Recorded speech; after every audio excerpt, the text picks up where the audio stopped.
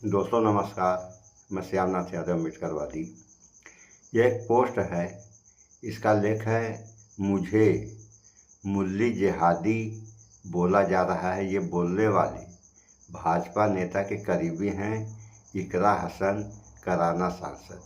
Post देखें आप लोग, देखिए ये पोस्ट है और इस पर एक समाचार भी आप लोगों को हम अभी दिखा रहे हैं,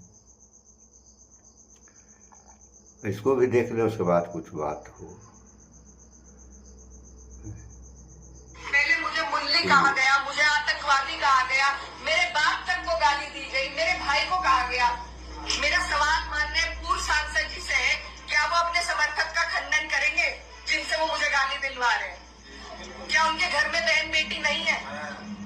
मैंने कभी नहीं कहा, कभी नहीं कही मैंने धर्म की राजनीति, ना मैं करूंगी। बहुत आसान है अगर मैं सिर्फ मुसलमानों की बात करूं। जो लोग इस तरीके से समाज को तोड़ रहे हैं, तो वो पहले मेरे पत्थर मारे, मुझे गाली दे, मैं सबसे आगे रहूंगी, लेकिन मैं इस काम से हटूंगी नहीं।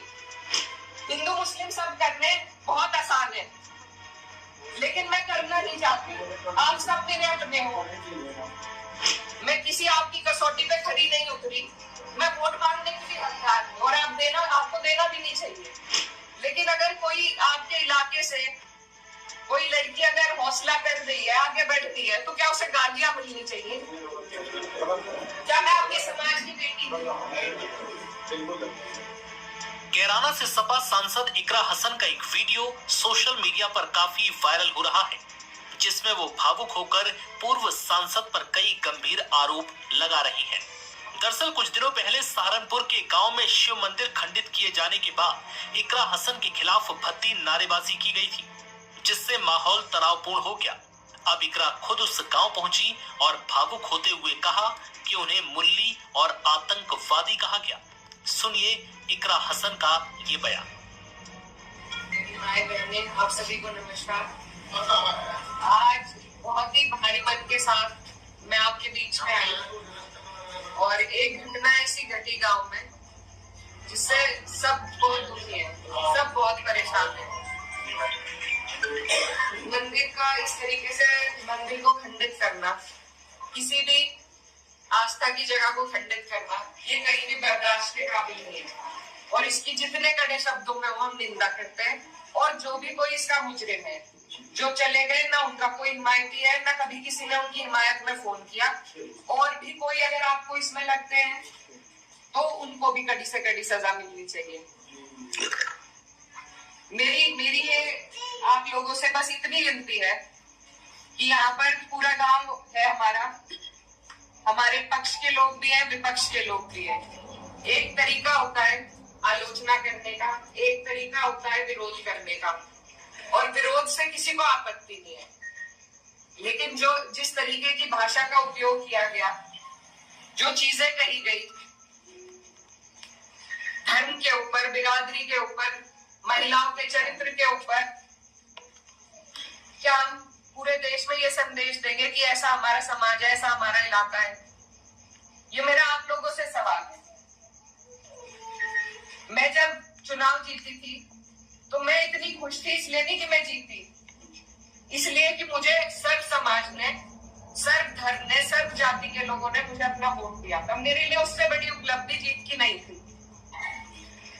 और हर जगह आप देखेंगे, अगर मैंने कई बार ये बात कही कि मेरे लिए सबसे बड़ी उपलब्धि है कि मुझे सबने वोट दिया, सबने अपना आशीर्वाद दिया, अपनी बेटी माना, अपनी बहन माना, और आप सभी मेरी हिम्मत हो। आज अगर इस तरीके की बातें हमारे क्षेत्र से उठेंगी तो मुझे बहुत तकलीफ हुई, शर्म आई मुझे कि मेरे अपने, जो मेरे मामा है, नाना है, भाई है, आज उनके बीच में ऐसी बात हो रही। और ये सिर्फ मुझे गाली नहीं है, मेरे इलाके की, मेरे समाज की, मेरे इस इलाके की जितनी भी बेटियां हैं, जो मुझे ये आके कहती थी कि दीदी हम भी आपकी तरह आगे बढ़ेंगे, हम भी आगे निकलेंगे, उन सबके कदम इससे डगमगाएंगे। और मुझे ये बात बर्दाश्त नहीं। मेरे पे तरह तरह के सवाल उठाए जा रहे हैं। मैंने कभी धर्म की राजनीति नहीं करी, कभी जात बिरादरी की भी नहीं राजनीति करी।